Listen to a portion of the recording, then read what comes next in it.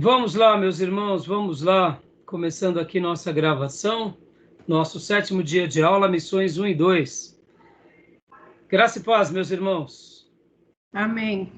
Boa noite. Amém, graças a Deus. Amém, graça e paz. Já oramos como é nosso costume. Nossas aulas são gravadas para que vocês possam estar utilizando esse material depois e para que a gente possa também estar abençoando outros irmãos e, quem sabe, futuros alunos em EAD.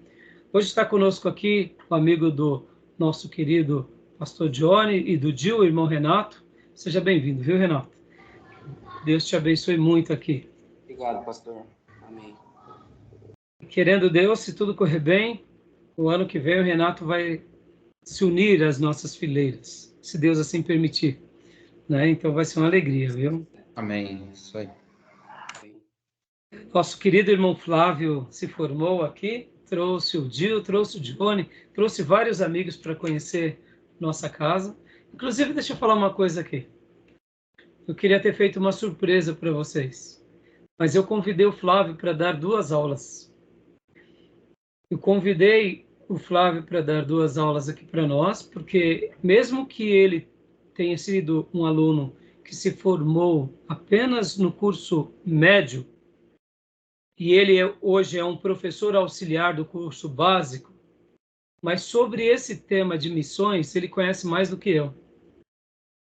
Eu não sei se vocês sabem, o nosso querido irmão Flávio, ele é de uma natureza muito, eu diria, muito humilde, e durante os dias de aulas em que estávamos ali no nosso seminário presencial, tomamos conhecimento, já quase no último ano de seminário dele, que ele tinha um canal no YouTube que é de missões. Eu não sei se vocês sabem. E então, eu, inclusive, na nossa página da igreja, nós seguimos ele e indicamos esse canal para outros irmãos e ministérios, né? E assim, sempre que posso, eu divulgo, porque ele tem um canal totalmente voltado para o ensino missionário, missiológico, e para que os irmãos se dediquem nessa obra, tanto de missões quanto de evangelizações. E lá tem um vasto material, desde aulas, palestras, conferências, testemunhos. Então eu tinha convidado ele, mas infelizmente ele ficou muito triste, ele não conseguiu atender.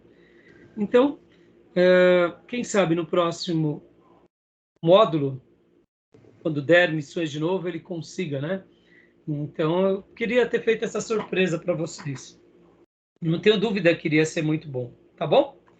Beleza, meus irmãos? Meus irmãos, então vamos lá. Nós estamos trabalhando hoje no livro O Fator Melquisedeque.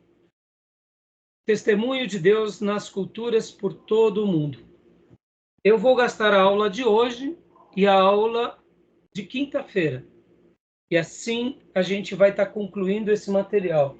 Então hoje, na realidade, nós vamos fazer uma síntese sobre o assunto que começamos na semana passada. E depois eu vou apenas tocar nos pontos rapidamente sobre os cananeus e sobre os incas. Porque, de fato, a proposta do nosso querido irmão Dom Richardson, ele acaba se repetindo. E aí ele vai também tocar no assunto do Santal, que é um outro povo. Ele vai também fazer esses mesmos apontamentos bem parecido com o povo Gedel da Etiópia, com os não sei a pronúncia correta, né? Mbanká, da República Centro-Africana. Vocês podem notar que cada um desses povos é muito parecido, os chineses e os coreanos. Todas essas histórias que o nosso querido irmão está tratando no livro é uma síntese do que ele apresenta logo de início, falando sobre os atenienses. No seu contexto diferente, é claro, nas personagens diferentes, mas a proposta e a tese é bem parecida. Então, em virtude do tempo, a gente não vai ler todo esse material como eu gostaria, de fazer mais apontamentos. Então, a gente só vai ficar mais dentro do povo que serão os atenienses, e depois a gente só vai fazer algumas discussões bem rápidas, né, sobre esses outros povos. Vocês lembram daquela história que eu tinha contado para vocês da nota verdadeira em teologia sistemática? Da Polícia Montada do Canadá? Você lembra? Pois é, então, quando nós conhecemos a nota verdadeira, nós aplicamos toda essa verdade em qualquer contexto. Bom, para o Renato, que talvez não conheça essa história, a história da nota verdadeira acontece com a Polícia Montada do Canadá. A Polícia Montada do Canadá, ela tem um departamento que ela cuida de falsificação. Então, lá, quando uma pessoa passa nos concursos e ela entra para aquele departamento de falsificação, durante meses, aquele novo candidato, ele não pode tocar em nenhuma nota de papel, ele não pode manusear dinheiro, ele não pode, porque ele vai ficar integralmente durante vários meses estudando o dólar canadense, desde a textura do papel, a composição, o cheiro, o tato. Durante todo esse período, ele não tem contato nenhum com o dinheiro.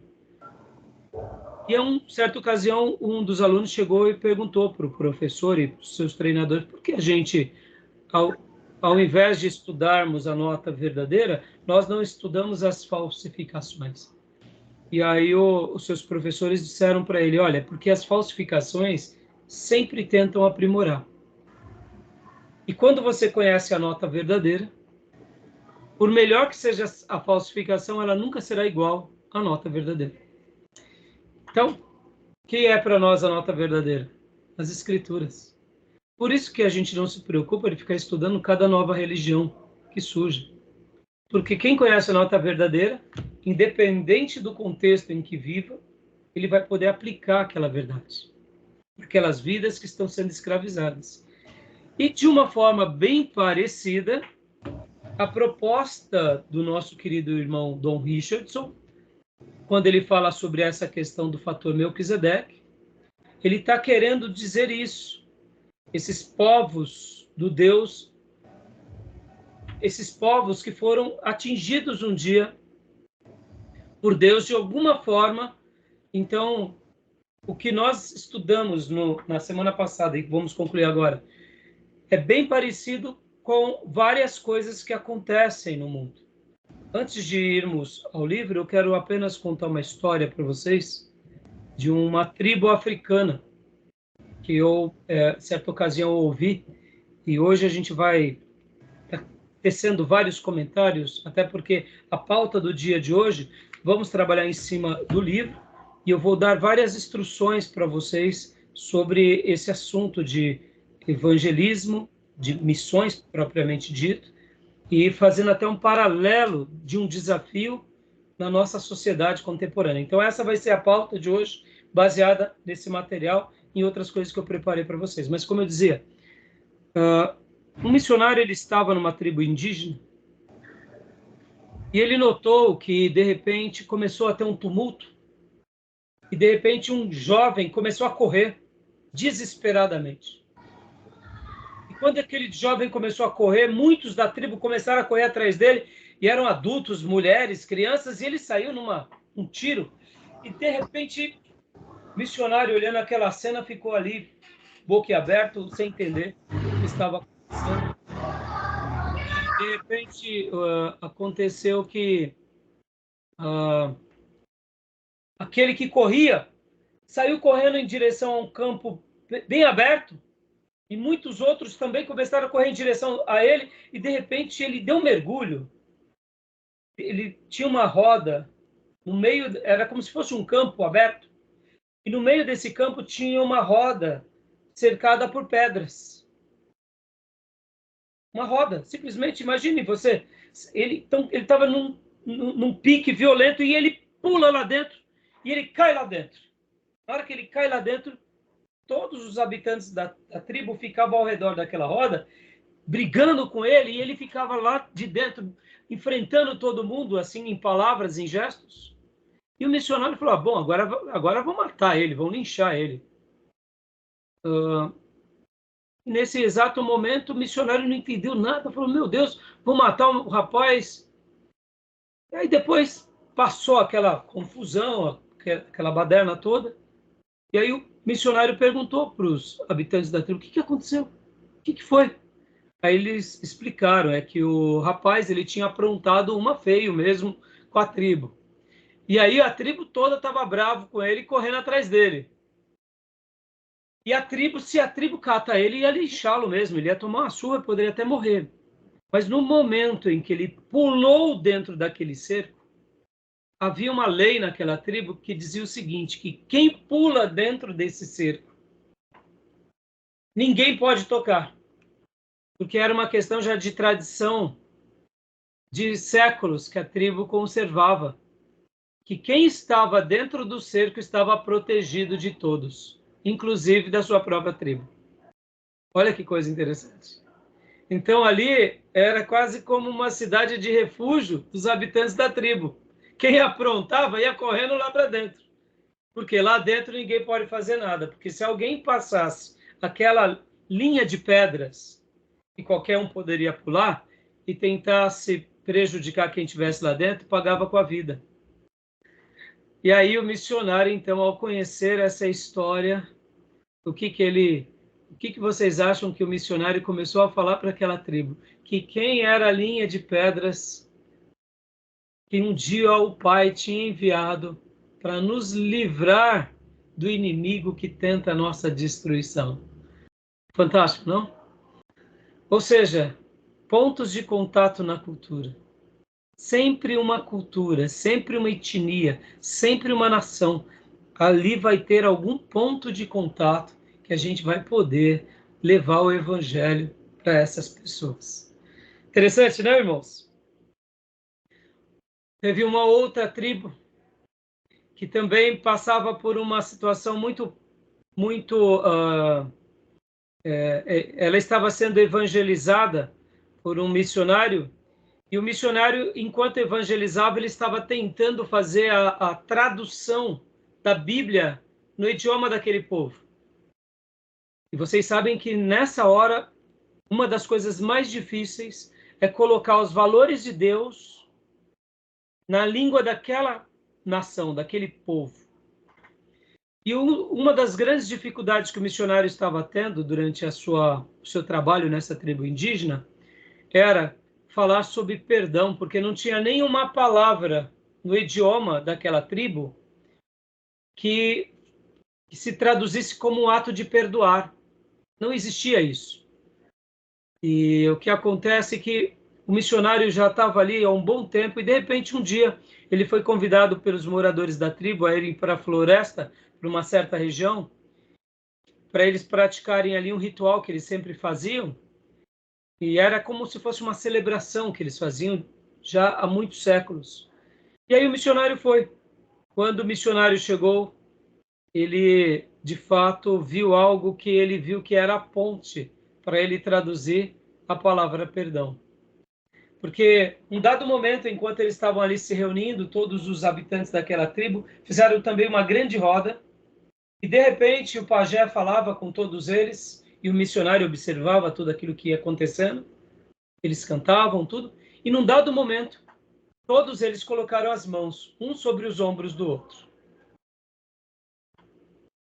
E ali, quando acabou a cerimônia e a festa, o missionário perguntou por que o pajé começou colocando as mãos sobre os ombros dos outros, e um foi colocando sobre o outro, e assim sucessivamente até o final.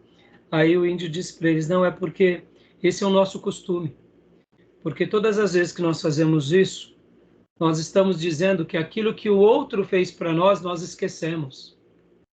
Nós deixamos aquela história, ou aquele dolo, ou aquela atitude que alguém nos causou de mal, aquilo, enquanto nós estávamos ali, no momento em que o pajé coloca a mão sobre o ombro do outro, o pajé estava dizendo, eu me esqueço de todo o passado e de tudo que você me fez. E daqui em diante é uma nova vida para nós. E aí, todos faziam isso como um gesto de se auto-perdoarem na tribo. E aí o missionário, então, quando ele foi fazer a tradução, dizendo que Deus queria perdoar aqueles habitantes da tribo, ele colocou que Jesus Cristo, ele coloca as mãos sobre os ombros de cada habitante da tribo, fazendo com que todos o passado desses habitantes sejam apagados, sejam aplacados, e dali em diante começa uma nova vida. Então, quando o missionário, na sua tradução bíblica, queria fazer essa correspondência, ele descobriu essa ponte. Perceba, irmãos, essas duas histórias que eu contei para vocês, tanto do cerco desse africano que pulava dentro, quanto desse outro indígena que se colocavam as mãos sobre os ombros dos outros, são pontes pelo qual a gente aprendeu aqui na aula passada, que está dentro dessa perspectiva do fator Melquisedeque, que hoje a gente vai estar trabalhando. Hoje eu quero fazer essa síntese aqui dos 4 capítulos, tá bom, meus irmãos? E estou contando essas duas histórias aqui, porque ao estudar sobre missões, e eu até fiz questão de demorar um pouco mais para a gente ler o texto bíblico, como eu começo lendo sempre com vocês, ao estudar sobre missões é muito fácil as aulas, pelo menos num primeiro momento. Ao estudar sobre evangelismo não é tão difícil. Porque o que é o evangelismo se não proclamar o amor de Deus? Falar da salvação em Jesus. Falar do perdão que o Senhor tem para nos dar. Falar da proteção que Ele quer nos dar contra o inimigo que quer nos destruir, ou o perdão que Ele nos deu na cruz de todo o nosso pecado.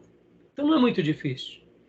A complexidade de missões e também de evangelismo se dá não no fato de aprendermos sobre o assunto, mas sim de praticarmos esse assunto. E agora a gente vai ler um texto bíblico, que é Apocalipse 10:10. Vamos lá. Apocalipse 10:10. Vai, Gil.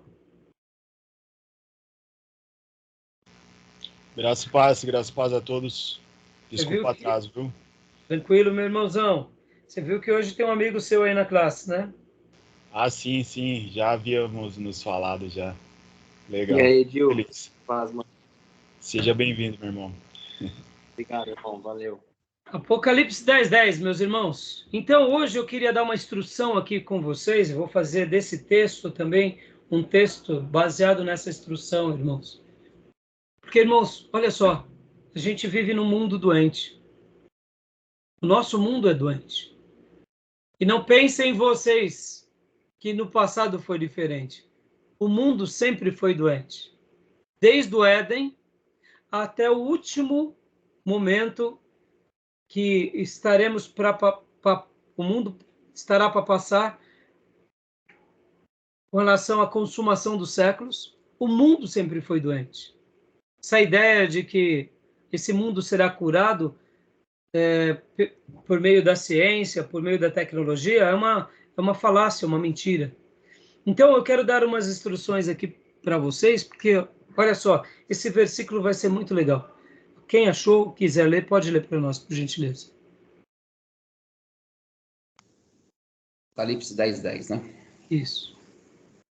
Peguei um livrinho da mão do anjo e o comi. Ele me pareceu doce como mel em minha boca, mas ao comê-lo, senti que meu estômago ficou amargo. Leia para nós também, meu irmão, um pouquinho antes. Vamos ler a partir do versículo 7. Joia. Mas nos dias em que o 7º anjo estiver para tocar a sua trombeta, vai cumprir-se o mistério de Deus, como ele anunciou aos seus servos, os profetas. Depois falou comigo, mais uma vez, a voz que eu tinha ouvido falar dos céus. Vá, pegue o livro aberto, que está na mão do anjo, que se encontra em pé sobre o mar e sobre a terra. Assim, me aproximei do anjo e pedi que me desse o livrinho. E ele me disse, pegue-o e coma-o. Ele será amargo em seu estômago, mas em sua boca será doce como mel. Peguei o livrinho da mão do anjo e o comi. Ele me pareceu doce como mel em minha boca, mas ao comê-lo senti que o meu estômago ficou amargo. Pode ler o 11 também, pastor, por favor. Então me foi dito: é preciso que você profetize de novo acerca de muitos povos, nações, línguas e reis. Joia. Quis pegar esse texto aqui de propósito.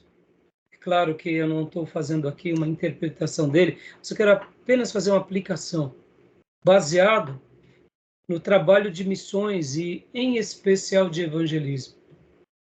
Missões, irmãos, pode ver que o aprendizado sobre esse tema e o aprendizado sobre esse ministério, ele é doce como mel, como um dos melhores tipos de mel.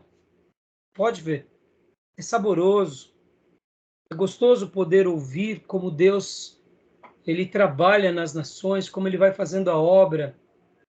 Mas o exercício de missões, seja, ora, sendo enviado, ou seja, enviando alguém, ou mesmo um trabalho na evangelização. E quando eu falo aqui evangelização, eu estou me referindo àquilo que a gente vem trabalhando aqui.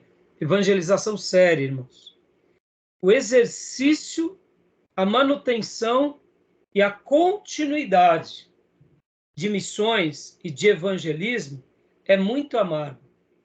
É amargo no nosso ventre. Estão entendendo? Pode ver, irmãos. Se você já começou a fazer uma obra de evangelismo na sua família, você vê como que isso é verdade.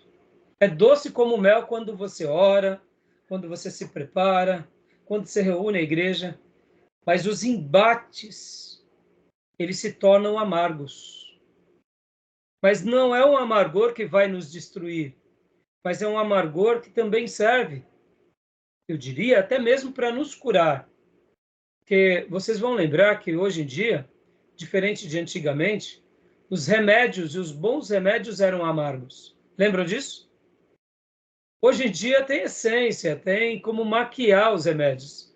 Então, tem remedinho gostoso, mas aqueles que, como eu, já chegaram aí nos 50, vão lembrar que a maioria dos remédios eram amargos, e muito amargos.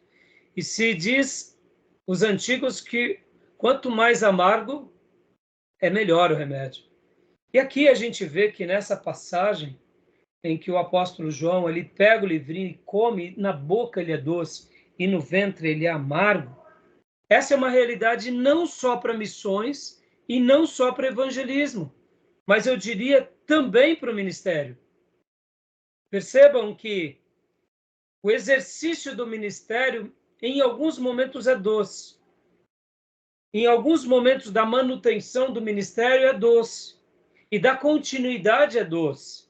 Mas podem ver que também esse amargor também passa a existir no início do ministério, na manutenção e na continuidade. E quando eu falo continuidade aqui, irmãos, eu estou me referindo especialmente a passar o bastão para a próxima geração. Parece simples isso, mas passar o bastão para a próxima geração é muito difícil. Então, fica aqui essa primeira instrução aos irmãos, para que a gente nunca se esqueça disso. Evangelizar alguém, fazer uma obra missionária, sempre vai ser maravilhoso, sempre vai ser doce à nossa boca, sempre vai ser palatável aos nossos lábios, mas sempre, depois que engolirmos, será amargo. Mas não é um amargo que nos destrói, mas é um amargo que, inclusive, nos cura, que vai gerar benefícios em nós. Eu estou usando esse texto de Apocalipse, porque quem já fez ministério, está na frente de uma obra, sabe disso que eu estou falando. É doce na boca, mas é amargo no ventre. É assim. Podem ver que o fato de ser assim não tira o brilho, não tira o prazer. E por que muitas vezes Deus permite que seja assim, meus irmãos? Porque, de fato, como eu disse para vocês, irmãos, nós só persevera nesse contexto de trabalhos de evangelização e de missões. E deixa eu fazer aqui um comentário. Ontem, enquanto eu vinha do meu treino, onde deu para eu treinar, eu pus numa rádio de um pastor neopentecostal. Meus irmãos, mas foi 5 minutos ali ouvindo a rádio, eu já comecei a ficar tão revoltado.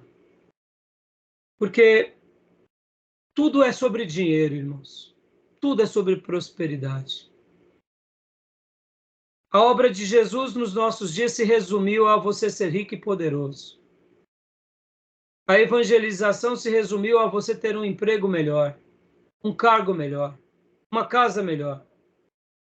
Isso é vexatório, irmãos. Isso é humilhante. Eu fico pensando como o pai fica ouvindo esses falsos profetas. Porque Jesus não morreu na cruz, irmãos, para nos dar um emprego melhor, para nos dar uma casa melhor, para nos dar um filho mais abençoado entrando na universidade. São bênçãos que nos atingirão, sem dúvida. Mas não foi esse o propósito. E não foi nem uma vida abundante aqui só nessa terra. Podem ver que hoje tudo se resumiu a coisas materiais. Isso é diabólico, irmãos. Isso é um ídolo maligno que já está incrustado na nossa sociedade. E ali, quando eu ouvia isso, eu ficava tão triste, porque Jesus morreu para nos dar a salvação eterna, para que a ira de Deus não recaia sobre nós, para nos fazer entrar nos céus. Então percebam que mesmo que hoje tenhamos uma pseudo-paz no nosso país, nós somos ainda uma sociedade doente. E na semana passada nós tínhamos terminado a nossa aula, e onde eu até falei sobre práticas de magia, lembram disso? Práticas de magia. E eu tinha feito algumas perguntas para vocês, e a gente vai continuar agora, mas eu quero que vocês, na aula de hoje, lembrem disso, que a magia e as suas práticas, elas vão sendo reformuladas de acordo com o contexto. Hoje, muitos cristãos, eles praticamente são cristãos mágicos. É uma fé de varinha de condão, é uma coisa que Deus tem que fazer. Porque se Deus não fizer, ele não é Deus. Ou seja, é uma coisa doente, medonha. E percebam que, como que a gente vai querer realmente causar missões e evangelização num contexto em que o próprio evangelho brasileiro está sendo deturpado? Percebam que hoje uma das nossas maiores tarefas é a evangelização dentro das igrejas. É a pregação do evangelho nas igrejas. É a conversão dentro das igrejas. Por isso que eu gosto bastante de algo que eu aprendi com o pastor Marco Greconato, que quando ele recebe um membro de uma outra igreja dentro da igreja dele, a primeira pergunta que ele faz é: qual é a sua experiência de conversão? Se a pessoa não tem experiência de conversão, enquanto a pessoa não passa a ter, ele não aceita como membro. Porque não importa se o irmão tem 10 anos de igreja, é cantor da orquestra, é pregador. Muitas vezes a pessoa ela tem experiências religiosas, mas não tem experiência de conversão. Ou seja, olha o contexto que a gente está vivendo. E por isso que eu falei, quando a gente trata desse assunto de missões e evangelismo, é doce a boca. Mas está sentindo já o amargor no ventre? Não é assim? É muito sério isso, né, irmãos? Tá bom? Então, já já a gente entra um pouco mais dentro dessas premissas das práticas, das magias modernas, das magias evangélicas, para a gente ver como o contexto da nossa sociedade está perdido. Eu só quero lembrar algo que eu disse há pouco sobre a questão de que o mundo sempre foi doente, desde quando Adão e Eva pecaram, e vai ser assim até a consumação dos séculos. E a cura para esse mundo não é outra coisa senão Jesus Cristo e o sangue carmesim dele. Tá bom, meus irmãos? Beleza? Vamos lá para o nosso livro-texto, meus irmãos. Vamos onde tínhamos parado na última aula?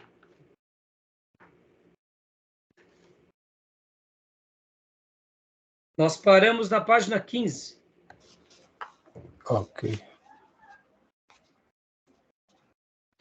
Então, a gente vai ler mais um pouco sobre essa parte e logo na sequência a gente já vai só fazer o apontamento sobre os outros pontos, tá bom?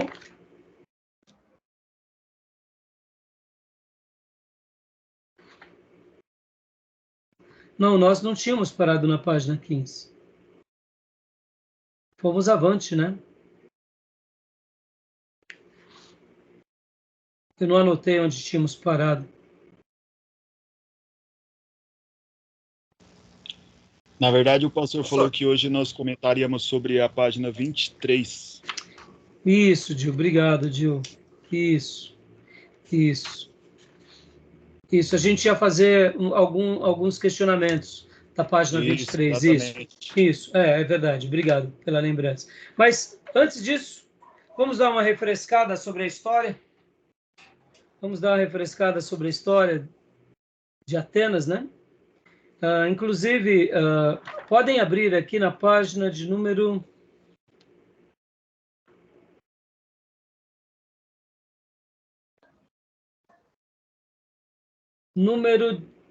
16. Porque nós tínhamos parado ali no finalzinho da 15, né? A leitura. Quando, jogando a cabeça para trás e rindo, Nícias exclamou: realmente, Epimênides, não consigo adivinhar quem poderia ser esse outro deus.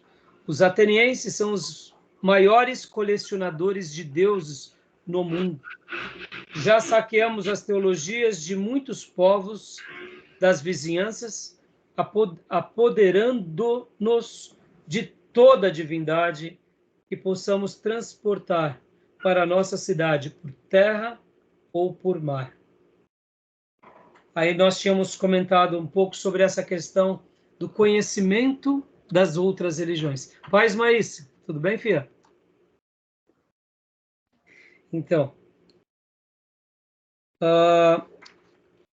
só repassando rapidamente aqui na página de número 16, né? Continuando um pouco aqui a leitura.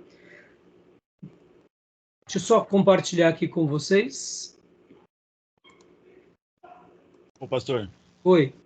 Enquanto o senhor comentava, né, sobre assim, o seu incômodo e a tristeza por ouvir, assim, ao ligar a rádio, sobre essa teologia da prosperidade que hoje é tão tem tanta ênfase, né, nessas coisas, é um desserviço, assim, imenso, né, para o evangelizar, para fazer missões.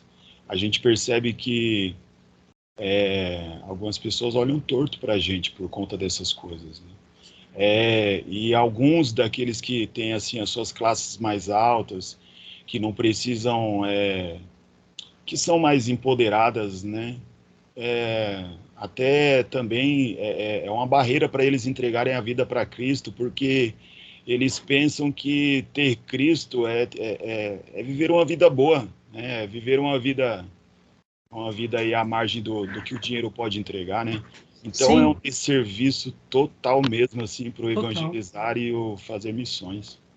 Gil, semana passada, vocês sabem, né, que há quase 2 anos atrás, acho que é 2 anos agora, eu e um amigo montamos, né, uma sociedade, ainda está bem, não está da forma que nós gostaríamos, né, mas assim, ela está de pé, até porque, como ele é irmão nosso, né, então ele sabe que a minha prioridade é o reino, né, e o seminário. E esse irmão, ele acabou de se mudar lá para Florianópolis e abriu uma oportunidade para ele de negócio. E ele está fazendo parte lá com... Ele começou a se reunir agora com uma outra família. E essa família é uma família muito rica. E na cabeça dos ricos, eles diziam... olha como que é um desserviço, Gil. Exatamente isso. Ele fala assim, não, eu não preciso de Deus. Deus é para esses daí que não tem esperança, porque por causa dessa mensagem, né, triunfalista, eles acabam tendo esperança. Eu já tenho tudo. Para que eu preciso ir para a igreja? Você vê? É uma ideia muito fútil que prejudica o pobre, porque o pobre busca a Deus por motivações erradas, e ao mesmo tempo blinda o rico, porque o rico fala, eu já tenho tudo, eu não preciso de ir para a igreja para pedir para ficar rico. Eu nasci em berço de ouro. Ou seja, é uma coisa diabólica, é muito diabólico. E E a gente, como você está dizendo, os desdobramentos negativos da teologia da prosperidade, de tudo aquilo que acontece a partir de então, a gente não tem noção de como isso é destrutivo, né? Tá bom? Então é isso aí. Caiu a linha do Dil, né? Ô, Dil, caiu sua linha, né? Então, mas é isso aí, Dil. Oscilando, É mas... destrutivo, Dil. Não tem nem o que falar, Dil. É uma coisa assim, fora do comum. A gente não tem noção de como isso é destrutivo para o pobre e para o rico. O rico, agora vamos pensar um rico americano. O rico americano sabe que o cristianismo não tem nada a ver com o dinheiro no sentido direto. Eu sei que muitos americanos também se enveredaram para a teologia da prosperidade. Mas tem uma quantidade muito grande de pessoas americanas que são ricas que eles já vêm de um berço protestante. Eles sabem que a riqueza ela acaba sendo uma coisa natural de famílias que estudam e trabalham. Então, isso é muito fácil de ser visto, né? Pode ver que dentro da cultura judaica, o judeu, por que eles costumam ser bem-sucedidos? Porque existem duas verdades nessa terra, irmãos, que quando você une elas, invariavelmente você enriquece. Qual é a primeira verdade? A primeira verdade, estou falando aqui no aspecto humano, tá? É o estudo. O estudo nos faz ser mais inteligente, naturalmente com essa inteligência te abre mais porta e oportunidade. E a segunda coisa é o trabalho. Se a pessoa ela tem uma cultura de estudo, de trabalho e de estudo, ela prospera em qualquer que seja o pano de fundo dela. A cultura judaica sempre foi uma cultura muito próspera, porque podem ver, estudo e trabalho. Peguem todos os países de primeiro mundo, o que eles têm como base? Estudo e trabalho. O que a reforma protestante gerou na Europa? Estudo e trabalho. Podem ver que onde chega o verdadeiro protestantismo é uma questão de 2 a 3 gerações, aquelas famílias ficarem ricas. É natural. É natural. Porque pega um pai que é pedreiro, uma mãe que é cozinheira. Eles deixam os vícios, deixam a vida pregressa e agora vão para a igreja e aprendem a ler e escrever na Bíblia. Aprendendo a ler e escrever na Bíblia, ensina os filhos a não seguir o exemplo errado dos pais, mas estão na igreja e estão na escola. Aquela geração vai ser possivelmente a primeira geração agora formada em uma universidade. Aqueles filhos que se formaram e que foram treinados na palavra de Deus e tiveram uma boa educação e um bom exemplo de trabalho, a próxima geração já nasce no contexto universitário. Mudou o pano de fundo, mudou tudo. Em 2, 3 gerações, você sai de uma situação de um operário para ser agora um empreendedor, para ser um gerente, um diretor, para ser um poliglota. Naturalmente, as portas se escancaram. Estudo e trabalho. Se os neopentecostais fossem mais inteligentes, eles criariam universidades. Aí ficariam mais ricos ainda. São tão burrinhos e gananciosos que eles ficam só lá nos pratinhos deles. É aquilo lá, né? É uma tolice. Tá bom, meus irmãos? Mas é inevitável. Por isso que o povo de Deus ele sempre vai ser um povo próspero. Olha o que a gente está fazendo aqui. A gente está estudando. Estamos dedicando 2 horas e meia do nosso tempo a refletir, a argumentar. Quanto que vale isso ao longo de um ano? Quanto que vale isso ao longo de 10 anos? Quanto que vale isso ao longo de uma vida? Né? É comum os filhos de vocês entrarem aí atrás de vocês, trazendo um chá, uma bolachinha, e tá vendo papai, mamãe, vovô, vovó, estudando uma hora dessa. Quanto que vale isso?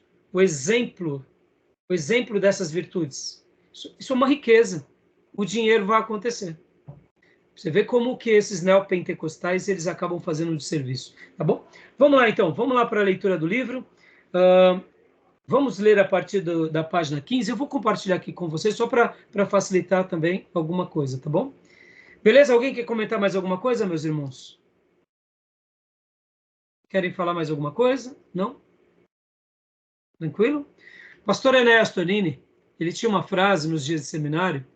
Ele dizia o seguinte, que o homem ele tem que tomar cuidado com 2 barras. 2 barras. Pastor Enéas falava para nós. Primeira barra é a barra de ouro. quando você toma cuidado com a barra de ouro, você já prepara o seu coração a não cair. E a segunda coisa é a barra da saia.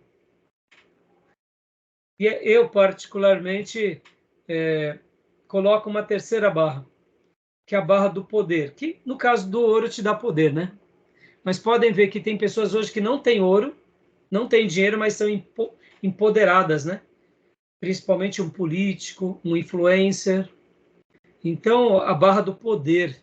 Pode ver, uma pessoa que é uma pessoa simples, até que ele faça algo que viralize, em que ele é aclamado, pronto, ele vira um ícone, e aí ele já se perde, ele deixa de ser o irmão tal e vira agora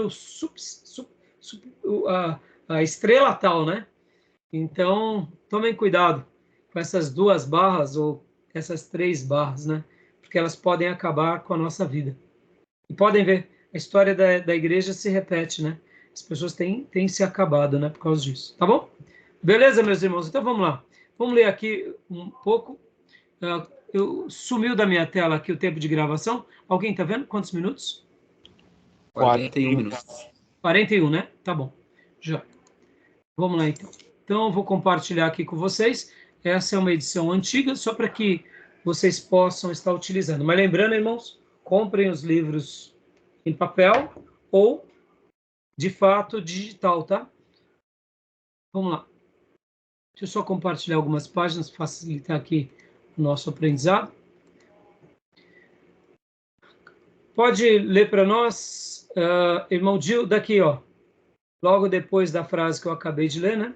Talvez seja esse o problema, disse Epimênides, com o ar misterioso.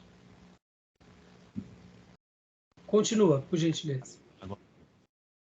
Nícias piscou os olhos para o amigo, sem compreender como desejasse um esclarecimento desse último comentário. Mas alguma coisa na atitude de Epimênides o silenciou. Momentos depois chegaram a um pórtico com o piso de mármore, junto à câmara do Conselho da Colina de Marte. Os anciões de Atenas já haviam sido avisados e o conselho os esperava. Tá bom até aí. Só quero dar uma breve recapitulação, meus irmãos, para os assuntos, né, que nós tratamos semana passada e fazer aqui um apanhado dessa primeira parte. Aqui é aquele episódio quando os atenienses passaram por uma experiência de uma praga muito grande e essa praga estava ali destruindo Atenas e eles já tinham oferecido sacrifício para todos os deuses na sua região e nada acabava com a praga. Até que um dia, então, o oráculo chegou para Nícias e disse que era importante que eles buscassem um cretense que tinha o nome de Epimênides, e esse Epimênides iria revelar o motivo daquela praga. Então, o conselho se reúne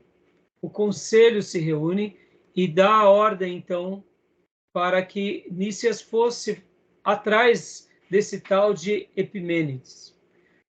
Esse Nícias, que era um dos representantes do conselho, pega um barco, vai até a região onde está Epimênides e o traz de volta a Atenas. Eles escalam a colina, sobem até essa região, como era chamada a Colina de Marte, e os anciãos já estavam aguardando eles para tentar descobrir o motivo pelo qual Atenas tinha sido devastado por aquela praga. Enquanto os anciãos estão aguardando, Epimênides, então, diz para eles algumas coisas interessantes que eles ficam surpresos. Ele diz, olha, amanhã cedo eu quero que vocês preparem para mim ovelhas brancas e pretas e depois vocês levem essas ovelhas para o pasto. E, geralmente, quando as ovelhas pela manhã elas vão ao pasto, o que elas fazem? Elas dormem, elas acordam com fome, elas vão pastar. Então, o que acontece? Passa-se aquela noite, preparam aquelas ovelhas, não só o conselho, mas todos os atenienses estão ali atentos para aquilo que vai acontecer no dia seguinte, e de repente chega um jovem, um dos mais novos anciãos, e diz, já está tudo preparado. Então Epimênides levanta-se, vai juntamente com os anciãos, juntamente com os pedreiros, e juntamente também com os demais povos que ali estão, que todo mundo estava ali chorando pelos seus mortos, todos estavam ali padecendo por causa daquela praga, e todos queriam uma solução. E, naturalmente, a ida até a região onde estava Epimênides e a volta trouxe para todos os habitantes daquela região aquela expectativa. E quando o dia começou, Epimênides disse para que os homens ficassem atentos às ovelhas. E aonde as ovelhas deitassem e não comessem, era para eles chamarem, no caso, né, Epimênides. No primeiro momento, todo mundo duvidou dessa possibilidade, porque, irmãos, não é costume as ovelhas, logo ao amanhecer, deitarem em cima da relva. O que elas fazem? Elas comem a relva.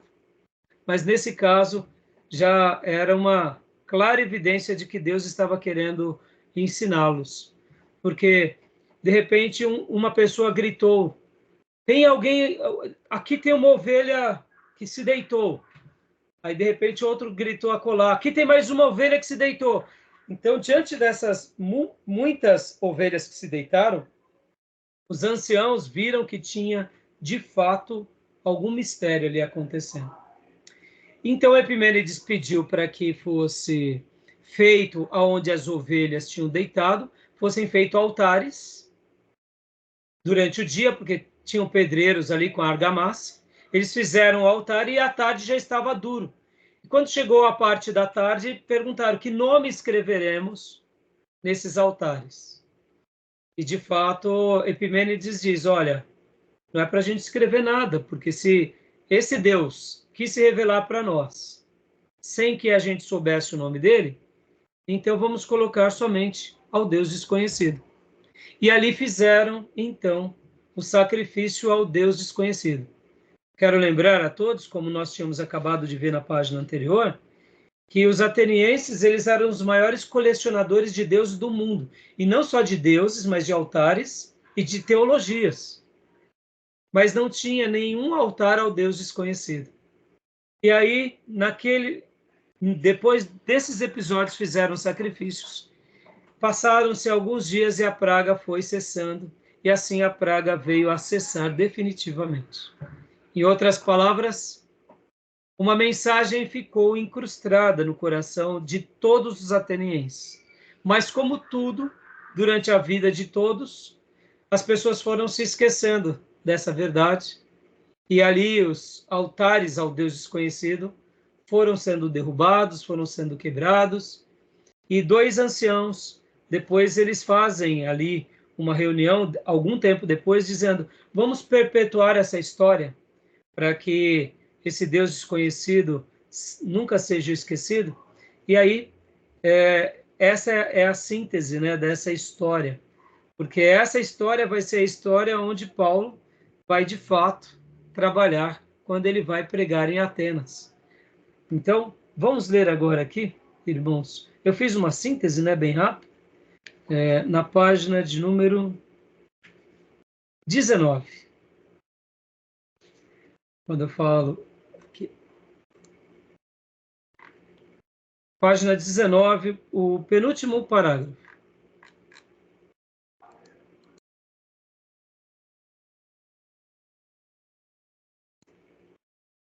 Acharam?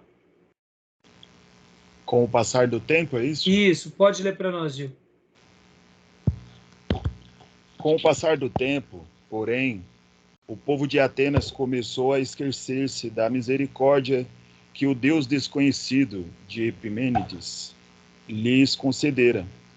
Seus altares na colina foram negligenciados, e eles voltaram a adorar centenas de deuses e se mostraram incapazes de remover a maldição da cidade. Vândalos demoliram parte dos altares e removeram pedras de outros. O mato e o musgo começaram a crescer sobre as ruínas, até que, certo dia, 2 anciões que se lembravam da importância dos altares pararam diante deles, a caminho do conselho. Apoiados em seus bordões, eles contemplaram pensativos as relíquias ocultas por trepadeiras. Um dos anciões retirou um pouco do musgo e leu a antiga inscrição encoberta. Agnostotel. Demas, você se lembra? Até aí, tá, joia. E aqui eles começam a fazer aqui um diálogo para poderem, então, voltar a essa prática. Irmãos, lembra que eu falei há pouco, no início, quando eu dei algumas instruções, usando o texto de Apocalipse 10, que muitas coisas na nossa vida são doces à nossa boca, mas amargam ao nosso ventre. E podem ver que quando se trata dessa questão da manutenção e da continuidade da fé, não é diferente na nossa vida. Tem hora que a gente acaba vendo isso até mesmo dentro de uma igreja local. Uma geração que cresce, muitas vezes ela não é tão piedosa como a geração que foi alcançada há 10 anos passados. Eu estou no Evangelho há 30 e poucos anos. E olha, irmãos, muita coisa mudou nesses 30 e poucos anos. Para minha tristeza, os neopentecostais, eles estão gerando um movimento dentro do povo de Deus e dentro do cristianismo, tentando mostrar para muitas pessoas o que é Cristo, sem de fato nunca conhecer a Cristo. Eu ouso e quero até parafrasear uma palavra do pastor Paulo Júnior. O pastor Paulo Júnior disse que nesses últimos 30 anos tem muita gente que está dentro das igrejas e que não sabe o que é o verdadeiro evangelho. Porque o que eles conheceram de evangelho foi de teologias doentes, práticas repletas de vícios, crendices, todo tipo de paganismo revestido de piedade. E eu lamento e digo para os irmãos, isso é uma verdade.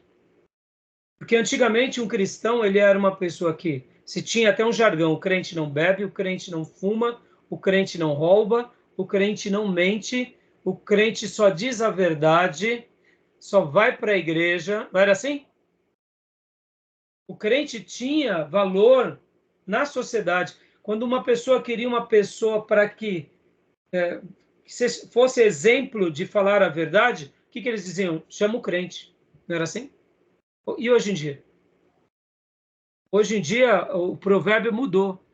Muitas pessoas dizem, eu não faço negócio com crente. Tinha identidade, né? Exatamente. Se tinha identidade. Hoje a identidade virou o quê? Crente é ganancioso. Crente é vaidoso. Crente é materialista. Aí eu pergunto, que Bíblia esses camaradas estão lendo? Que igreja que eles estão indo? Estão entendendo, irmãos?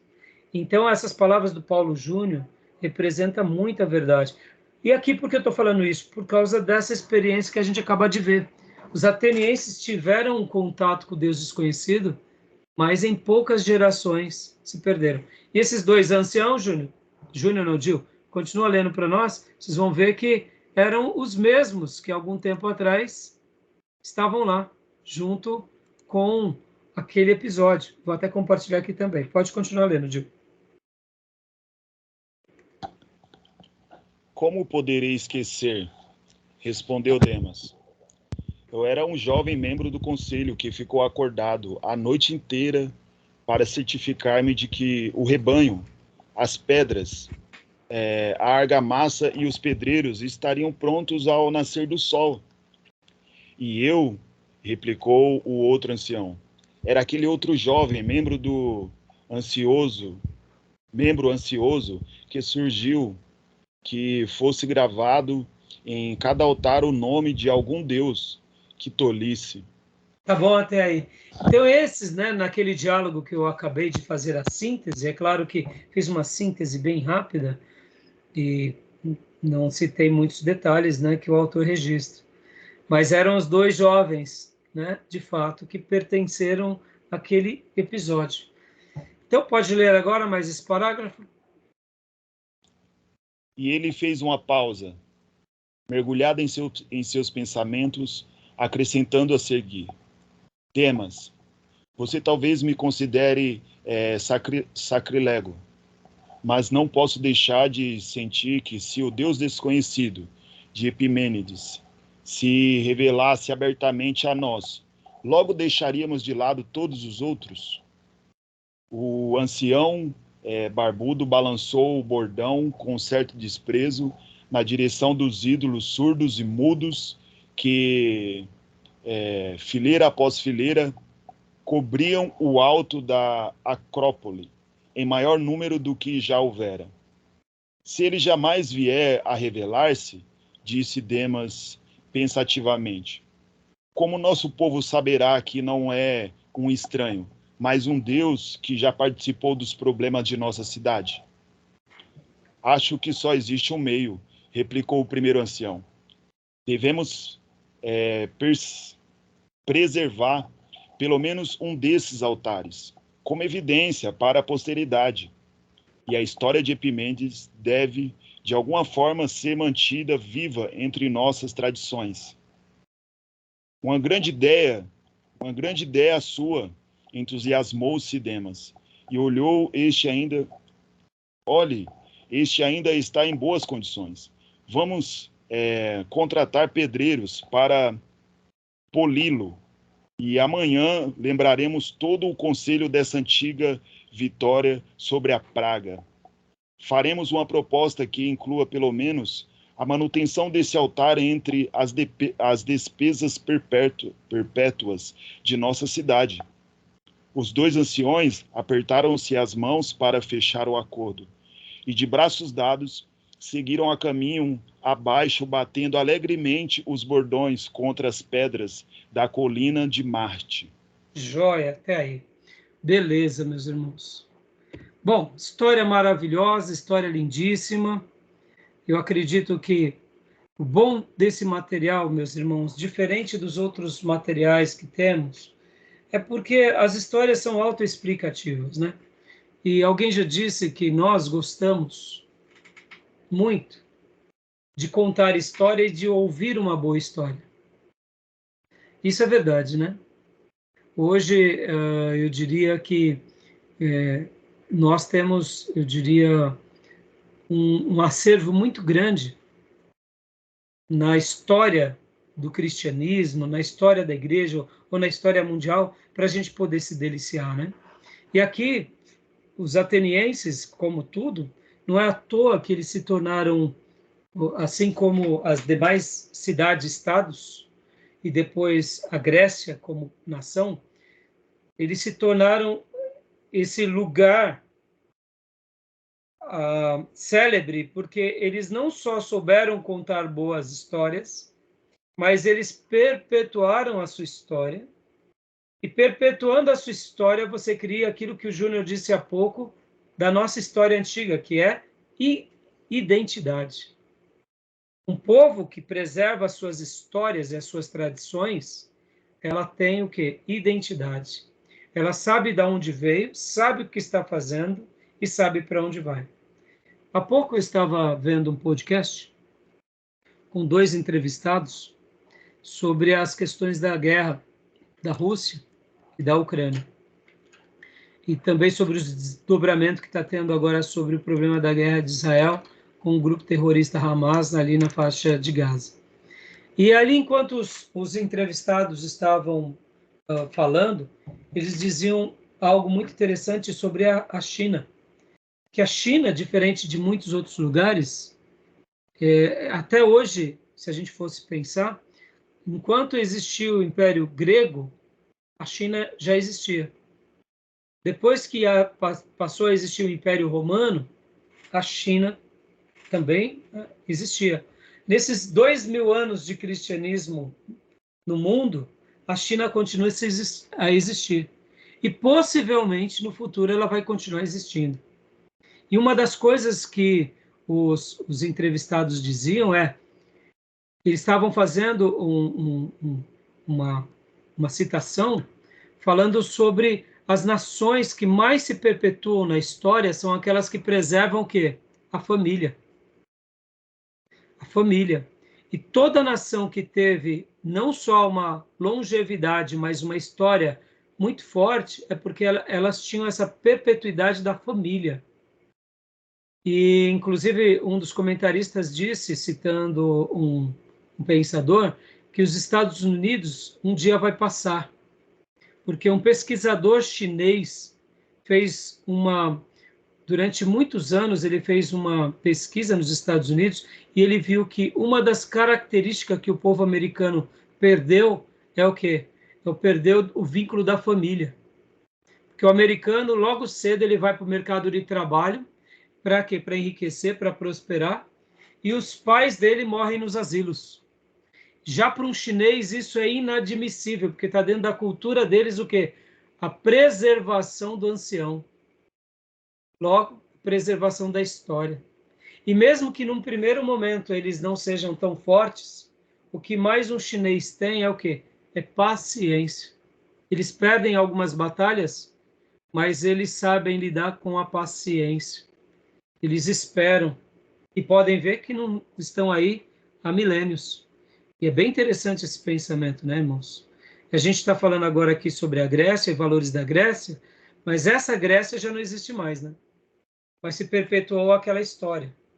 Percebam que uma boa história, um bom valor, ela é importante, mas mais importante do que a história é aquilo que faz com que a história tenha sentido, que é a família, a perpetuidade da família. E podem ver que nós, como cristãos, não somos vistos apenas como o quê? Um grupo. Somos o quê? Uma família. Somos um grupo que tem a ver com essa questão de perpetuar a família, né? Só um minutinho, meus irmãos.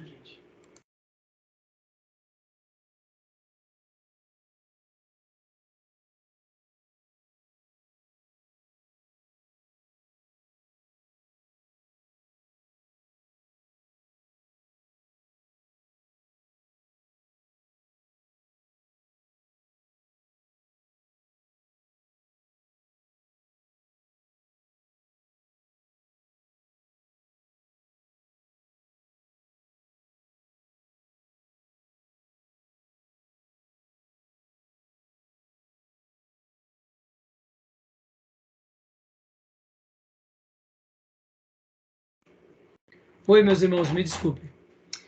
Podem ver que nós não somos vistos como uma instituição. A igreja, ela é o quê? Ela é um organismo. E qual foi a analogia que Deus deixou? Uma maior analogia representando a igreja? Corpo e também família. Interessante, né? Tá bom? Se a gente perder isso, a gente perde tudo. Quando a nossa igreja vira empresa, a gente perdeu tudo. Quando a nossa igreja vira uma instituição, a gente perdeu tudo. A gente não se perpetua na história. Todos os macedinhos são o quê? São instituições, são empresas. Podem ver que eles têm uma máquina que gira. Sem dinheiro eles não existem. Mas a igreja de Jesus vive com dinheiro ou sem dinheiro, com templo ou sem templo. E a gente só vai fazer uma obra que impacta o reino quando a gente realmente preserva esses valores de Deus, né? Até porque a gente não está contando uma história para se perpetuar a história. A gente conta uma história para perpetuar o quê? Uma família. A família de Deus. Tá bom? Beleza, meus irmãos? Então, agora aqui, vamos ler para a gente estar encerrando esse bloco. Todas essas histórias do Dom Richard, ele vai colocar na página 21. Olha que legal.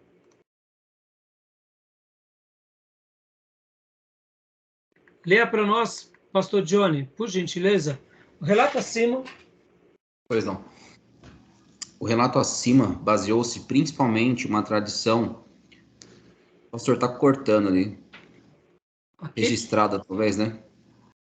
Posso ler pelo meu registrada. Isso. Registrada como história por Diógenes Laércio. Laércio, né? Um autor grego do terceiro século depois de Cristo, numa obra clássica denominada The Lives of Eminent Philosophers, As Vidas de Filósofos Eminentes. Bom, os elementos básicos da narrativa de Diógenes são os seguintes. Epimênides, um herói cretense, atendeu a um pedido de Atenas feito por Nícias, a fim de aconselhar a cidade sobre como se livrar de uma praga. Ao chegar a Atenas, Epimênides conseguiu um rebanho de ovelhas pretas e brancas e soltou-as na colina de Marte, dando instruções para que alguns homens seguissem as ovelhas e marcassem o lugar onde qualquer uma delas se deitasse. O propósito aparente de Epimênides com isso era dar a qualquer deus eventualmente ligado à questão da praga, uma oportunidade de revelar sua disposição em ajudar, ao fazer com que as ovelhas que agradassem ficassem deitadas, como sinal de que aceitaria se fossem oferecidas em sacrifício. Visto que não haveria nada extraordinário no fato de as ovelhas se deitarem fora do horário habitual em que pastavam, Epimênides provavelmente conduziu sua experiência de manhã bem cedo, quando as ovelhas estavam famintas.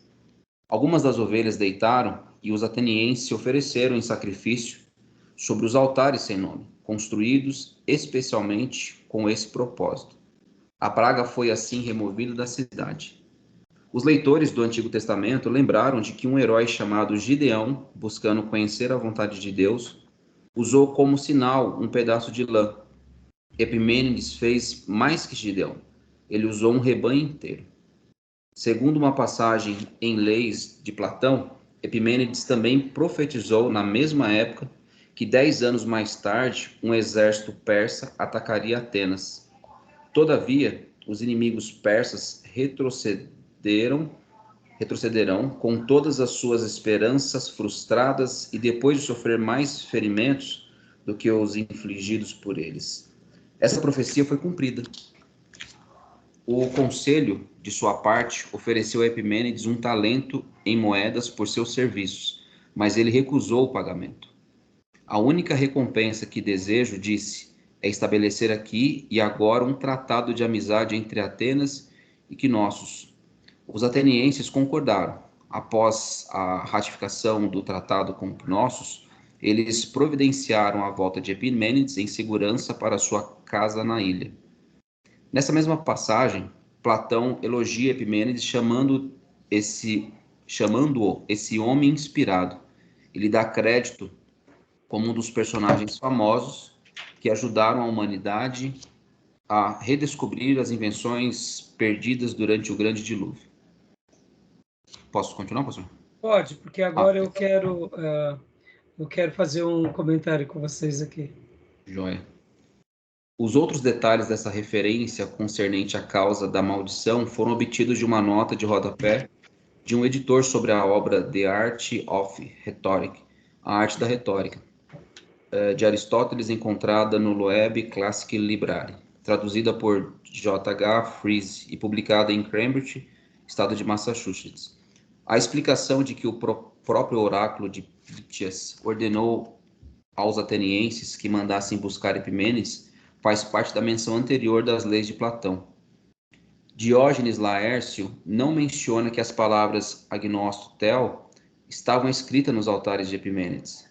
Ele declara apenas que, em diferentes partes da Ática, podem ser vistos altares sem qualquer nome gravado, servindo de memórias para esta expiação.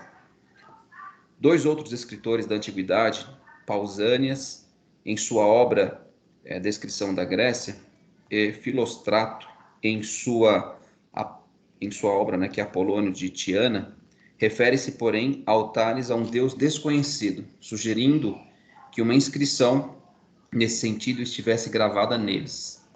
O fato de tal inscrição achar-se em pelo menos um altar em Atenas é confirmado por Lucas, o historiador do primeiro século. Ao descrever as aventuras de Paulo, o famoso apóstolo cristão, Lucas menciona um encontro esclarecido de modo impressionante pela história de Epimênides, já referida. Enquanto Paulo os esperava em Atenas, começou Lucas, o seu espírito se revoltava em face da idolatria dominante na cidade. Atos capítulo 17, verso 16. Se Atenas se gabava de centenas de deuses nos dias de Epimênides, é provável que nos de Paulo houvesse centenas de outros. A idolatria, por sua própria natureza, carrega em si um fator inflacionário. Uma vez que os homens rejeitam o Deus único, onisciente, onipotente e onipresente, preferindo divindades menores, eles finalmente descobrem, para sua frustração, que um número infindável de divindades inferiores é necessário para preencher o espaço deixado pelo Deus verdadeiro. Quando Paulo viu em Atenas o privilégio de adoração ser reduzido ao culto de meros ídolos de madeira e pedra, o horror tomou conta dele. O apóstolo entrou imediatamente em ação. Por isso, dissertava na sinagoga entre os judeus e os gentios piedosos. Atos 17, 17. Isso não significa que eram os judeus gregos e piedosos que praticavam a idolatria, de modo algum. No entanto, eram eles os únicos que poderiam se opor à idolatria predominante na cidade.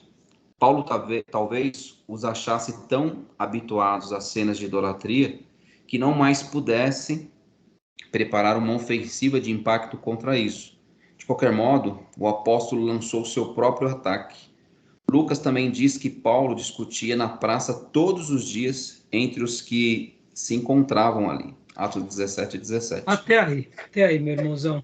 Queria só gastar agora, daqui em diante, um tempo. Lembra que eu falei que a gente ia falar um pouco sobre essas questões, como está escrito aqui, inclusive eu repliquei, essa questão das divindades, essas questões como eu gosto de pensar, sobre esse acúmulo das divindades. E por que eu estou trabalhando em cima disso agora e quero gastar um tempo com vocês? Por causa dessa ideia da magia que está inserido em qualquer cultura. É claro que no caso deles, aqui, era uma coisa muito maior, né? Até porque, de fato, como está aqui na página 23, né? A idolatria, por sua própria natureza, carrega em si um fator inflacionário. Então, eu quero gastar um tempo aqui com vocês agora, irmãos, para a gente tentar fazer aqui um case bem rápido, né? Discutindo um pouco sobre isso. Porque, de fato, os atenienses, como a gente já comentou e leu aqui, os atenienses, eles se esqueceram, eles continuaram as suas práticas, e com certeza, Paulo, ao chegar lá, como o autor cita aqui, primeiro o autor cita que ele extrai o pensamento acima, ou seja, nas páginas anteriores, ele faz o que? Praticamente um romance desse material que é parte da cultura helênica. E Lucas, de fato, registra que isso aconteceu. Ou seja, a Bíblia Sagrada mostra que esse altar ele existia e Paulo toma proveito dele. E, com certeza, o que o autor comenta é que se eles faziam um acúmulo de deuses, de altares, nos dias de Paulo devia ter muitos outros ainda. Então, eu gostaria de gastar um tempo agora com vocês falando um pouco sobre isso, porque muda-se a forma, muda-se a maneira, mas o diabo é o mesmo. As atuações são as mesmas. E as nossas estratégias têm que ser muito ousadas para a gente poder dar uma resposta àqueles que Deus estiver nos preparando para a gente trabalhar. Pode ver que Paulo, como o autor coloca aqui, ele nem talvez entrou muito no mérito dos ídolos, ele precisou de algo mais chamativo, porque se ele fosse simplesmente ficar debatendo de ídolo por ídolo, talvez ele ficasse semanas e meses. Então, nós acreditamos que o Espírito Santo pegou ele e fez ele ter essa clareza de fazer essa ponte com o que a gente aprendeu, né, sobre o Deus desconhecido. Mas eu queria gastar esse tempo agora com vocês, falando um pouco sobre magias e as práticas, porque, irmãos, a gente tem que ter essas estratégias na nossa comunicação. Ora com os não crentes e principalmente com os crentes. Porque hoje a quantidade de crentes que estão cegos, vivendo uma idolatria invisível, é absurda, né? Tá bom? Quanto tempo já faz da nossa gravação, meus irmãos? 1h15, pastor. Ih, já passou muito até, nem percebi. Então vamos dar uma pausa aqui, vamos ao banheiro e a gente já volta, tá bom? Beleza? Fechou? Combinado. Então tá bom. Só vou dar uma pausa na gravação, a gente já volta em 5 minutos.